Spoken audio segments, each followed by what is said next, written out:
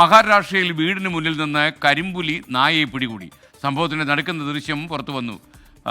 രത്നഗിരിയിലെ രാജാപൂരിലാണ് ഈ സംഭവം. സാധാരണ ഈ കരിമ്പുലിയെ കാണുന്നത് അപൂർവമാണ്. പുലിയെയും മറ്റുമൊക്കെ പലപ്പോഴും ഈ നാടിറങ്ങി വരുന്നത്, നമ്മൾ കാടിറങ്ങി വരുന്നത്, നാട്ടിലേക്ക് വരുന്നതൊക്കെ കാണാറുണ്ടെങ്കിലും കരിമ്പുലി അത് അപൂർവമാണ്. അത്തരമൊരു കാഴ്ചയാണ് രത്നഗിരിയിൽ കഴിഞ്ഞ ദിവസം ഉണ്ടായത്.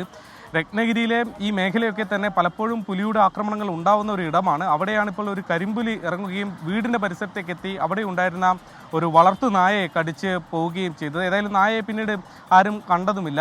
ഈ സമീപകാലത്ത് പുലിയുടെ ആക്രമണം ഈ മേഖലയിൽ വ്യാപകമായിട്ടുണ്ട്. ഈ മാസം തന്നെ 13-ാം തീയതിയാണ് ബൈക്കിൽ സഞ്ചരിക്കുകയായിരുന്ന ഒരു കുടുംബത്തിന് നേരെ പുലിയുടെ ആക്രമണം ഉണ്ടായത്. അതിലൊരു സ്ത്രീക്ക് ഗുരുതരമായി തന്നെ പരിക്കേറ്റിരുന്നു.